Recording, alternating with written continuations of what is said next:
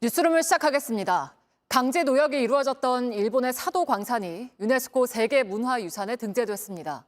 조선인 노동자들과 관련한 전시물을 일본이 미리 만들고 또 관련 역사를 설명에 모두 넣기로 약속하면서 우리 정부도 찬성했습니다.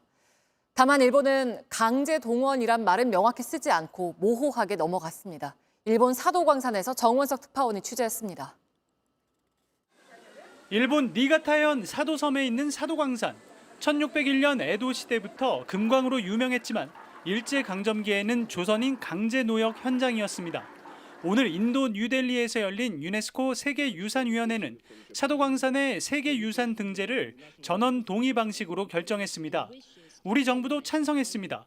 일본 정부가 조선인 노동자들이 이곳에 있었다는 사실을 인정하고 사도광산 한국인 노동자 관련 전시 공간을 마련하기로 약속했기 때문입니다. 가노 다케이로 주 유네스코 일본 대사도 조선인 노동자들에 대한 추모의 뜻을 밝혔습니다. And sincerely remembering all the workers at the Sado Island gold mines, especially those from the Korean Peninsula. 기시다 후미오 일본 총리는 구미의 기계화에 견줄 만한 일본 독자의 기술의 정수였던 사도광산이 등재까지 14년이 걸렸다며 즉각 환영의 뜻을 나타냈습니다.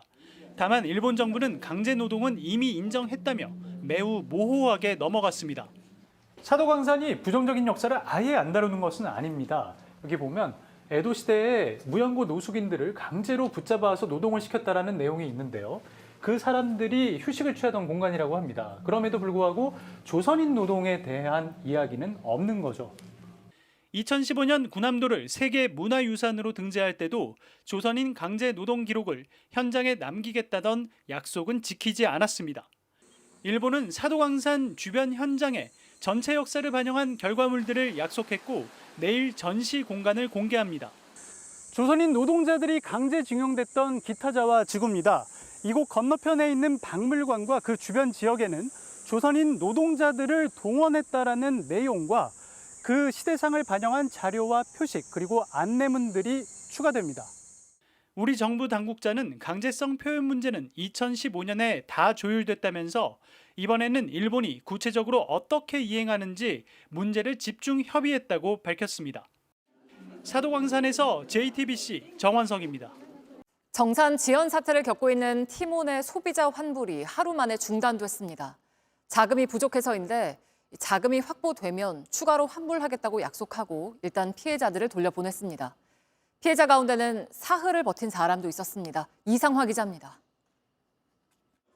환불을 기다리던 피해자들은 사흘을 꼬박 머무르다 돌아가기 시작했습니다. 어느 정도 기다리셨습니까? 38시간 정도 있었어요. 2박 3일. 근데 이제 환불은 결국 못 받으. 그렇죠. 본부장도 들어가고 직원들도 가고 저도 너무 힘들고 피곤하고. 환불은 못 받았지만 더 이상 뾰족한 수가 없어 일단 흩어진 겁니다. 어제 환불을 시작했던 티모는 오늘 새벽 자금 부족을 이유로 환불 절차를 중단했습니다. 2,700명까지 대기했지만 실제 환불이 이뤄진 건 약 260명에게 10억 원 가량입니다. 앞서 밝힌 환불 가능액 30억 원에도 모자랐습니다. 환불 관련 자금 지급하려고 했었는데 자금 지급이 최종 승인이 나지 않아 지급하지 못하게 되었습니다. 티몬 측은 밤을 새운 피해자들에게 자금이 확보될 때마다 추가 환불을 하겠다며 29일 오후 피해자 대표들과 화상회의를 제안했습니다. 중국에 있는 모 회사인 큐텐 자금 600억 원으로 대출을 하겠다고도 밝혔습니다. 티몬과 위메프 홈페이지엔 각 카드사의 결제 취소를 요청하라는 공지를 올렸습니다. 이런 가운데 큐텐 구영배 대표는 나타나지 않고 있어 해외 도주설까지 나오고 있습니다. 구 대표는 나스닥 상장을 추진해온 핵심 자회사 휴익스프레스의 대표직을 사임했는데 꼬리 자르기에 나섰다는 비판도 나옵니다. JTBC 이상화입니다. 유세 현장에서 총에 맞았던 도널드 트럼프 전 미국 대통령이 귀에 감고 있던 붕대를 푼 모습이 공개됐습니다. 그런데 귀에 상처가 잘 보이지 않는다면서 총알이 아니라 파편에 맞았던 거 아니냐 하는 이야기도 한편에서 나오고 있습니다. 로스앤젤레스에서 홍지은 특파원입니다. Because he was sure, as Donald Trump turned his head just slightly, that the bullet missed him just enough to save his life to be the next president of the United States. 펜실베이니아 유세 중 총알을 가까스로 피한 트럼프 전 대통령. 공화당 전당대회에서 오른쪽 귀에 붕대를 감은 채 등장하며 열띤 환호를 받았습니다. 피격을 당한 뒤 지지율도 더 올랐습니다.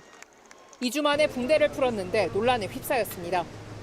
현지 시간 26일 플로리다주 마러라고 별장에서 베냐민 네타냐후 이스라엘 총리와 만났는데 총알에 맞았다는 귀가 너무 멀쩡하다는 겁니다.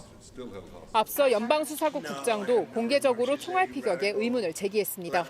With respect to former President Trump, there's some question about whether or not it's a bullet or shrapnel that hit his ear.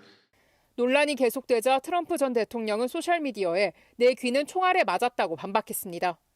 하지만 트럼프 측은 부상에 대한 공식 의료 기록을 공개하진 않았습니다. FBI는 사실관계 파악을 위해 피격 당시 유세 무대에서 발견된 금속 조각들도 검사하고 있습니다. 이런 가운데 트럼프 전 대통령은 피격 사건이 발생했던 펜실베이니아 버틀러에서 다시 대규모 유세를 열 것이라고 밝혔습니다. 로스앤젤레스에서 JTBC 홍지은입니다.